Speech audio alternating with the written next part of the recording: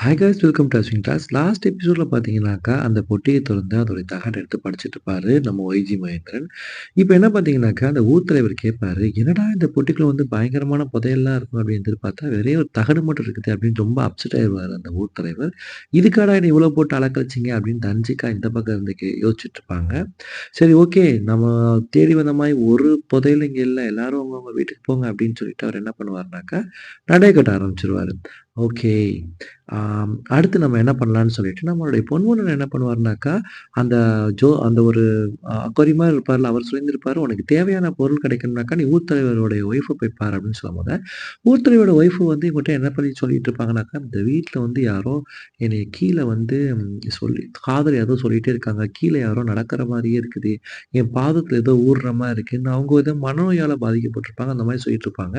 அந்த நேரத்துல வந்து இந்த ஊர் தலைவரும் வந்துருவாங்க. வந்து கேட்பாங்க, "எதுக்கு தேவையில்லாம வந்து என் வீட்ல என்ன பண்ணிட்டு இருக்கிறீங்க? சேம் டைம் வந்து உங்களுக்கு என்ன சம்மந்தம் எங்க வீட்ல இருக்குன்னு?" சொல்லிட்டு கேட்டுட்டு இருக்காங்க. அப்ப பார்த்தீங்கன்னாக்கா, தன்சிகா வந்து நம்மளுடைய ஒய்ஜி கிட்ட, "என்னதான் நடக்குது இங்க? இங்க என்ன நடக்குதுன்னு எனக்கு கொஞ்சம் கிளியரா சொல்லுங்க." அப்படின்னு சொல்லும்போது, நம்ம ஒய்ஜி வந்து எல்லாத்தையுமே சொல்ல ஆரம்பிக்கிறாரு. ஆரம்ப கட்டத்துல பார்த்தீங்கன்னாக்கா வந்து, ஆ வேதங்கள் அப்படிங்கிறது 1 இருந்துச்சு. அதுக்கப்புறம் 1ங்கிறது 2ஆ பிரிஞ்சது. 2ங்கிறது 3ஆ பிரிஞ்சுச்சு. 3 வேதங்கள் தான் இருந்துகிட்டு இருந்தது. அதுக்கப்புறம் பார்த்தீங்கன்னாக்கா, 4வது வேதத்த வந்து ஆ நம்மளுடைய சிவன் அவர் வந்து கொண்டு வந்து இந்த 3 வேதங்களோட சேர்த்து விட்டுருவாரு.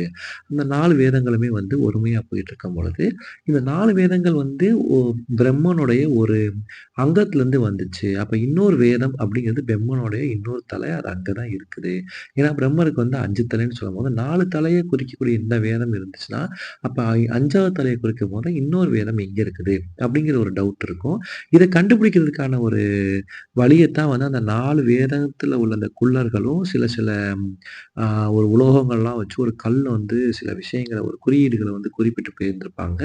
அத பத்தி இந்த பேத்தியும் வந்து அவங்க கேட்டுட்டு இருப்பாங்க. அப்ப அந்த குறியீடு பதிச்ச கல் எங்க இருக்குது? அப்படிலாம் கேட்டுருக்கும்போது, அது நம்மளுடைய முன்னோர்கள் வந்து பாதுகாத்துட்டு இருந்தாங்க. இப்போ வந்து அது நம்ம கோயிலுக்குள்ள தான் எங்கேயோ இருக்குது. அது எங்கேன்னு தெரியல. அந்த குறியீட்ல அந்த கல்லுல குறியிட்டிருந்த அந்த கோட் வேர்ட்ஸும், இவங்க அந்த பெட்டிக்குள்ள இருந்து எடுத்திருப்பாங்கல்ல ஒரு தகடு. அதுக்குரிய கோட் வேர்ட்ஸும் வந்து ஒண்ணா இருக்கிற மாரி இருக்கும். அது என்ன அப்படிங்கிறது வந்து மத்த கடைசியா தான் சொல்ல வருவாங்க. இந்த கோயில் படிக்கட்டுல தான் அந்த கல்ல வந்து பதிச்சு வச்சிருப்பாங்க. ஸோ அதோடைய மகிமை வந்து உங்களுக்கு தெரியாது. இப்ப அவருக்கு வந்து கையில அடிபட்டுருக்கும்ல அவங்க அப்பாவுக்கு. சரி இந்த பொண்ணு ஊட்டலான்னு சொல்லிட்டு போகும். ஊட்டும்பொழுது என்ன ஆகும்னாக்கா, அந்த அந்த சோறு வந்து தவறி வந்து அவரோட கையில இருக்க அந்த கையில மாட்டிக்கிடுச்சுன்னா, அந்த அந்த ஒரு ரவுண்ட் ஷேப்ல. அதில போய் விட்டோம்னா, அந்த ரவுண்ட் ஷேப் என்ன ஆகும்னாக்கா, டக்குன்னு கையிலேருந்து மாட்டிக்கிட்டு இருந்த அந்த ரவுண்ட் ஷேப் வந்து கையிலேருந்து கீழ விழுந்துரும். அப்ப என்ன சொல்லுவாருன்னா ஒய்ஜி, நல்ல வேளை உனக்கு வந்து பிரம்மஹத்தி தோஷம் வந்து விலகிடுச்சு. அ சிவன் வந்து பிரம்மாவுடைய தலைய வந்து இப்டி புடிச்சு இழுக்கும்போது, அவருடைய தலை வந்து அவர் கையிலேயே ஒட்டிக்கிச்சு. அப்புறம் வந்து காசியில இருக்கிற ஒரு அம்மா வந்து அவங்களுக்கு வந்து சாப்பாடு போடும்போது தான் அந்த ஒட்டிக்கிட்டு இருந்த அந்த தல வந்து அவர் கையிலேருந்து போச்சு. அப்பதான் வந்து பிரம்மஹத்தி தோஷம் விலகுச்சு அப்படிங்கிற மாரி அவருக்கு ஒரு விஷயம் நடந்திருக்கும். அதே மாரி உனக்கும் நடந்துருச்சு. அப்படிங்கிற மாரி சொல்லி எல்லாரும் வந்து என்ன பண்ணுவாங்கன்னா, கடவுள கும்பிட ஆரம்பிப்பாங்க. அதோட பார்த்தீங்கன்னாக்கா, தன்சிகா இன்னுமா இந்த விஷயங்கள்லாம் நம்பிட்டு இருக்கிறீங்க? நீங்க வந்து ரொம்ப பயங்கரமான வந்து ஒரு ஆ என்ன சொல்றது? நெறைய வந்து மூட நம்பிக்கையில நம்பிட்டு இருக்கீங்க அப்படின்னு சொல்லிட்டு, ஓகே நான் கிளம்புறேன் அப்படின்ட்டு சொல்லும்பொழுது, உங்களுடைய பேக்கேஜ், லக்கேஜஸ் எல்லாமே வந்து பார்த்தீங்கன்னா, ஊர் தலைவர் வீட்ல இருக்குன்னு சொல்லும்போது, அங்கே எதுக்கு போச்சுன்னு சொல்லும்போது, வண்டியில இருந்து அப்படியே கொண்டு போயிட்டாங்க அப்படிங்கிற மாரி அந்த பையன் சொல்லுவான். சரின்னு சொல்லிட்டு ஒரு ஊர் தலைவர் வீட்டுக்கு வந்தோனே, ஊர் தலைவர் சொல்லுவாரு, எதுக்கும்மா இந்நேரம் பஸ் தான் போயிருக்கும். நீ இருந்து காலைல போ அப்படிங்கிற மாரி சொல்லுவாங்க. சரி வழியே இல்லாம இந்த பொண்ணு என்ன பண்ணும்னாக்கா காலைல போகும். அதுக்குள்ள இந்த பக்கம் கேட்டுருப்பார், "தம்பி வரானே நாளைக்கு, எல்லா விஷயமும் ரெடி பண்ணி வச்சுட்டியா?" அப்படின்னு சொல்லி கேட்பாங்க. அவனும் ஓகேன்னு சொல்லுவான். அப்ப அதான் ஒய்ஜி வீட்ல வந்து அந்த 4 புள்ளர்களும் நிப்பாங்க. 4 வேதங்களும். வந்து கை நீட்டி என்னோடத தா அப்படின்னு சொல்லுவாங்க. ஒய்ஜி என்ன பண்ணிருவாருனாக்கா, அவர்கிட்ட இருந்த அந்த பெட்டி வந்து அவங்கள்ட்ட குடுத்துருவாங்க. அந்த தாள் எடுத்து அந்த 4 குள்ளர்களும் படிப்பாங்க. படிச்சது உடனே அவங்க போயிருவாங்க. இது யாரு என்னன்னு அவங்க பையன் கேட்பாரு. அதுக்கு வந்து விளக்கம் சொல்லிட்டு இருப்பாங்க. அதுக்கு உடனே வந்து தன்சிகாவுக்கு வந்து சில அமானுஷ்யமான விஷயங்கள்லாம் தோன்ற ஆரம்பிச்சுரும். அதுக்கெடையில இந்த விக்கி வந்துருவான். அவன் கையில அந்த ஏஐ பொண்ணும் இருக்கும். என்ன சொல்லிட்டு இருக்கோம்னாக்கா, பாருங்க அந்த நைட் டைம் ஆயிரும். நல்லா ஜாலியா அந்த இயற்கைய ரசிச்சுட்டு இருக்கும்போது பார்த்தா, யாரோ யாரையோ வந்து தொரத்துற மாரி தெரியும். பார்த்தா என்னன்னா அந்த ஊர் தலைவர யாரோ கொன்னுட்டு போயிருப்பாங்க. கொன்னுட்டு போன அந்த ஊர் தலைவர் பக்கத்துல வந்து யாரு நின்னுட்டு இருப்பாங்கனாக்கா, தன்சிகாவோட அப்பா நின்னுட்டு இருப்பாரு. என்னடா இது தன்சிகாவோட அப்பா நிக்கிறாரேங்கிறது தன்சிகாவுக்கே ரொம்ப ஆச்சரியமா இருக்கும். ஏன்னா வந்து தன்சிகாவ பார்க்கறதுக்காண்டி அவர் அப்பா வந்திருப்பாரு. ஆனா ஊர் தலைவர யாரு கொன்னதுங்கிறது அவங்க அப்பாவுக்கு தெரியாது.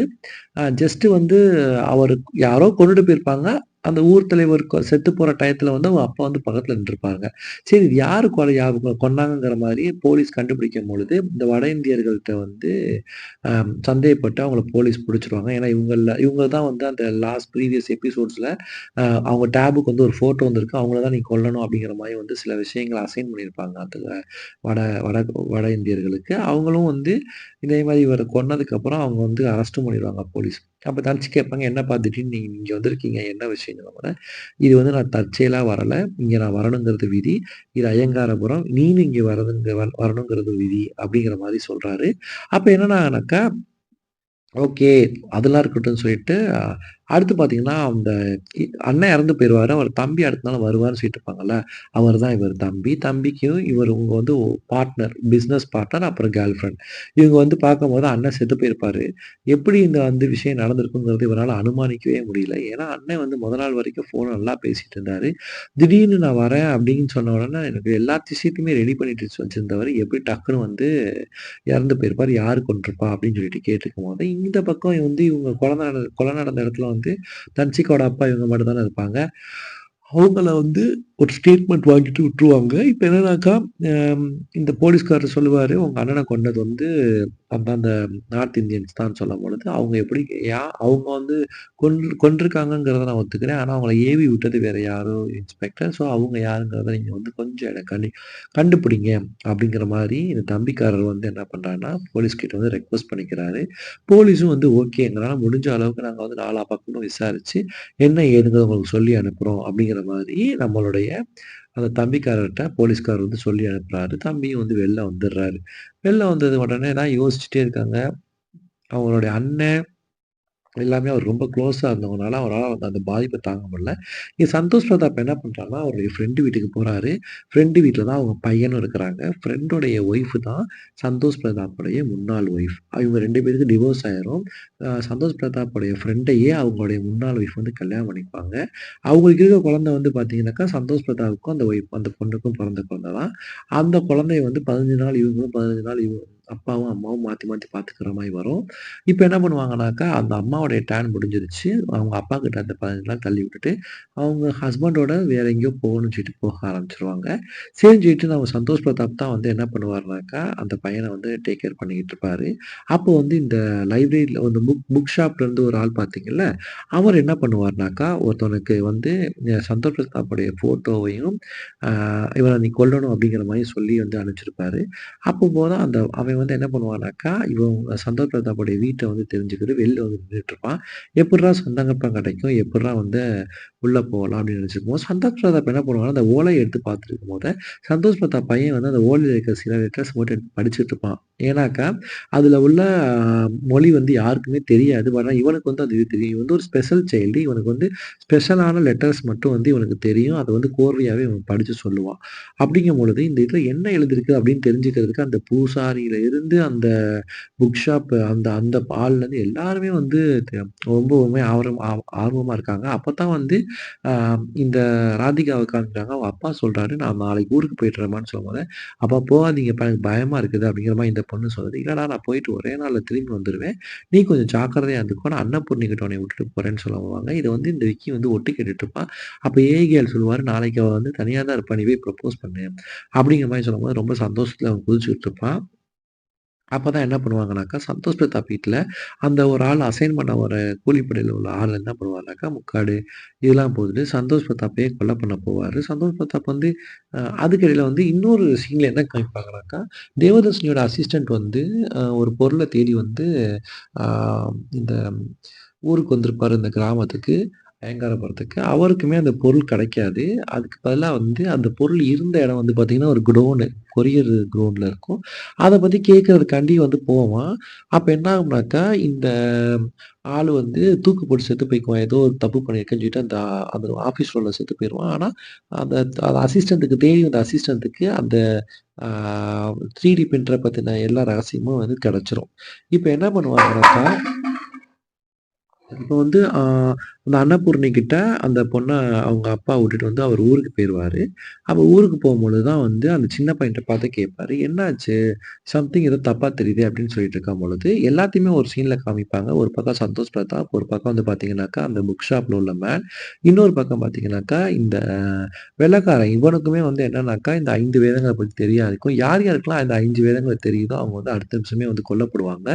இவனும் அந்த வெள்ளைக்காரனுக்கும் தெரிஞ்சோனே, இந்த ஒரு பொண்ணு ரூம் சர்வீஸ்மே வந்து ஒரு பொண்ணு வந்து கொன்னுட்டு போயிரும். இப்போ வந்து இவங்கள காமிப்பாங்க. அவங்க தம்பிக்காரர் இருக்கார்ல, பூர்வ தலைவரோட தம்பிக்காரர். அவரும் அவருடைய பிசினஸ் பார்ட்னரும் வந்து வேற ஏதோ ஒரு பிசினஸ் விஷயமா வந்து வெளிநாட்டுல வந்து மீட்டிங் அட்டெண்ட் பண்ணிட்டு இருப்பாங்க. அது வேற எதுவும் இல்ல மீட் டெவலப்மெண்ட். அதாவது அ இறைச்சி டெவலப்மெண்ட்ட பத்தி தான் பேசிட்டு இருப்பாங்க. இதுக்கு வந்து ஏன் வந்து இந்த 3டி பிரிண்டர் வந்து தேவைப்படுதுனாக்கா, 3டி பிரிண்டர் இருந்துச்சுனாக்கா எவ்வளோ இறைச்சி வேணாலும் தயாரிச்சுக்கலாம். அதனால தான் வந்து இந்த 3டி பிரிண்டர் வந்து எப்படியாவது கொண்டு வரணும். நம்மளுடைய அந்த இறைச்சிய தயாரிச்சு நம்மளும் நம்ம பிசினஸ்ல வந்து பெரிய ஆள் ஆகிக்கலாம் அப்படிங்கிற மாரி எங்க மீட் இண்டஸ்ட்ரி தான் வச்சிருப்பாங்க. 2 பேரும் பிளான் போட்டுட்டு இருப்பாங்க. அப்பதான் ஆ அந்த ஊர் தலைவர் கூடவே இருந்து அவன் வந்து என்ன சொல்லுவானாக்கா, அந்த ஊர் தலைவர் சாகும்பொழுது வந்து ஒரு பொண்ணு இருந்துச்சு. அந்த பொண்ணோடைய அப்பா கையில தான் அவருடைய உயிர் வந்து விட்டுச்சு அப்படின்லாம் சொல்லியிருக்கும்போது, அந்த யார் அந்த பொண்ணு, அந்த பையன், அவங்க அப்பா 3 பேரையும் நான் பார்க்கணும் அப்படிங்கிற மாரி சொல்லியிருப்பான். ஓகே. ஏன்னா நான் நாளைக்கு காலையில வந்து நீங்க போறதுக்கான வேலையில வந்து நான் பார்க்குறேன் அப்படின்னு சொல்லிட்டு என்ன பண்ணிட்டுருப்பான், அந்த வேலைக்காரன்னு சொல்லிட்டு போட்டுருவான். இதுக்கையில தன்சிகா வந்து எப்படியாவது இந்த ஊர விட்டு போயிரணும்னு சொல்லிட்டு வந்து என்ன பண்ணுவாங்கனாக்கா, ஊருக்கு போயிட்டுருப்பாங்க. அப்போ ஒரு சித்தர பார்ப்பாங்க. கொஞ்ச நேரம் கழிச்சு பார்த்தீங்கன்னா, திருப்பி வந்து வருவாங்க. அதே மாரியான ஒரு வலி, சிம்டம்ஸ் எதிர்த்தாப்புல ஒரு லேடி வர்றது, ஒரு ஆள் மாடு மேய்ச்சுட்டு போறது, இந்த மாரி திருப்பி திருப்பி அதே சீக்வென்ஸ் வந்துட்டே இருக்கும். திருப்பி அதே சாமியார இவங்க பார்ப்பாங்க. அப்ப சொல்லுவாங்க, "சாமி இந்த இடத்துக்கு நான் திருப்பி திருப்பி வந்துகிட்டே இருக்க மாரி இருக்குது. நான் வந்து மதுரைக்கு போகணும். எனக்கு ஒரு ரூட் சொல்லுங்கன்னு" சொல்லும்போது, "நீ எப்படி வேணாலும் போ. ஆனா கடைசியில இங்க தான் வருவ. ஏன்னா அதுக்காண்டி தானே எங்க அப்பன் உன்னைய இங்க கொண்டு வந்திருக்கிறான்." அப்படிங்கிற மாரி ஒரு ஜாடையா அவரு சொல்லுவாரு இந்த அகோரி. அதே மாரி எத்தன டைம் தன்சிகா போனாலும் திருப்பி திருப்பி வந்து அவங்க வர்றது வந்து ஒரே இடமா தான் இருக்கும். பெட்டர் நம்ம வீட்டுக்கே போயிடலாம் அப்படிங்கிற மாரி நெனச்சுட்டு ஒரு இடத்துல உட்காருவாங்க. உட்கார்ந்து வந்து டக்குன்னு பார்த்தா தூங்கிருவாங்க. தூங்கும்போது அவங்களுக்கு வந்து டக்குன்னு வந்து ஒரு பூர்வ ஜென்ம ஞாபகம் வரும். அதில பார்த்தீங்கன்னாக்கா, ஒரு குகை மாரி ஒரு இடம். அந்த குகை மாரி இருக்க இடத்துல வந்து ஆ சந்தோஷ் பிரதாப்பும் இவங்களும் சண்டை போட்டுக்குவாங்க. சண்டை போட்டது மட்டும் இல்லாம பார்த்தீங்கன்னாக்கா, யார் ஜெயிக்கிறது அப்படிங்கிற அந்த ஒரு விஷயத்துல வந்து சந்தோஷ் பிரதாப் வந்து தன்சிகாவோட கழுத்த அறுத்துருவாரு. தன்சிகாவும் என்ன பண்ணுவாங்கன்னா, அவங்க இருக்க கையில வச்சிருக்க கத்திய வச்சு சந்தோஷ் பிரதாப்ப குத்திருவாங்க. 2 பேருமே வந்து என்ன பண்ணுவாங்கனாக்கா, செத்து போற நெலைமையில அந்த ஆ குகைய வந்து யாரோ அடைக்கிற மாரியே இருக்கும். நெஞ்ச தன்சிகா வந்து எந்திரிச்சுட்டு அடைக்காதீங்க, அடைக்காதீங்கன்னு சொல்லுவாங்க. ஆக்சுவலா வந்து அவங்க தூக்கத்துல தான் உளறிட்டு இருப்பாங்க. அடைக்காதீங்க, அடைக்காதீங்கன்னு சொல்லும்போது பார்த்தீங்கன்னா, அடைச்சுருவாங்க. அடைச்ச அடுத்த செகண்ட் வந்து பார்த்தீங்கன்னாக்கா, நிகழ்காலத்துல இவங்களுக்கு முழிப்பு வந்து ஏதோ ஒரு பெரிய கெட்ட கனவு கண்டோமே! அப்படிங்கிற மாதிரி நெனச்சிருப்பாங்க. அப்பதான் இவங்களுக்கு கொஞ்சம் சில விஷயங்கள் புரிய வரும். நம்ம ஏன் வந்து திருப்பி ஒரே இடத்துல வந்து நிக்கிறோம். இப்போ வந்து நம்மளையே வந்து சுத்தி வருதே! பேசாம ஐயங்காரன் படத்துக்கே நம்ம போயிருவோம். அப்படிங்கிற மாரி சொல்லிட்டு என்ன பண்ணுவாங்க, திருப்பி ஐயங்கார் படத்துக்கே போயிருவாங்க. இதுக்கு எல்லாம் பொன்வண்ணன் என்ன பண்ணுவாருனாக்கா, அவங்க தம்பி வந்து சேல்ஸ் பண்ணேன்னு சொன்ன அந்த 5 கம்ப்யூட்டர் எங்க இருக்குங்கிறது கடை கடையா போய் தேடுவாரு. கடைசில பார்த்தீங்கன்னாக்கா, ஒரு பாய் வந்து என்ன சொல்லுவாருனாக்கா, அ அந்த 5 சிஸ்டத்துல நான் 5 சிஸ்டமுமே வாங்கல. 4 சிஸ்டம் தான் வாங்குனேன். மரகதவல்லிங்கிற ஒரு சிஸ்டம் வந்து வீட்லயே தான் இருக்குது. அப்படிங்கிற மாரி சொல்லுவாங்க. ஏன்னா, யாரோட வீட்லனா, அந்த ஊர் பெண்ணோட வீட்ல இருக்குது அப்படின்னு சொல்லுவாங்க. சரி ஓகே. அது எப்படியாவது வந்து நம்ம கவர்ந்துறணும் அப்படிங்கிற மாரி தெரிஞ்ச தேவதாசினியும், அந்த வைரம் அவங்களுமே வந்து நெனச்சுட்டு இருப்பாங்க. அப்ப என்ன ஆகும்னாக்கா, திடீர்னு வந்து இந்த சீக்வென்ஸ் காமிப்பாங்க. அவங்க அப்பா வந்து ஊருக்கு போவேன்னு சொல்லுவார்ல, ஊருக்கு போயிருவாரு. இந்த டயத்த வந்து நம்ம எப்படியாவது யூஸ் பண்ணி வந்து இந்த பொண்ணுட்ட ப்ரப்போஸ் பண்ணிடலாம் அப்படிங்கிற மாதிரி யார் நெனச்சுட்டு இருப்பாருனாக்கா, நம்ம விக்கி நெனச்சுட்டு இருப்பாரு. அதே மாரி எனக்கும் செவ்வாய் தோசம், உங்களுக்கும் செவ்வாய் தோசம் நம்ம வந்து ஒண்ணா இருந்தா நல்லாயிருக்கும் அப்படிங்கிற மாரிலாம் சொல்லிட்டு இருப்பாங்க. இந்த பொண்ணு மனசுல ஆசை வளர ஆரம்பிச்சுரும். இதுவரைக்கும் எபிசோடு வந்து முடிஞ்சுச்சு. இதுக்கப்புறம் வந்து ஒரு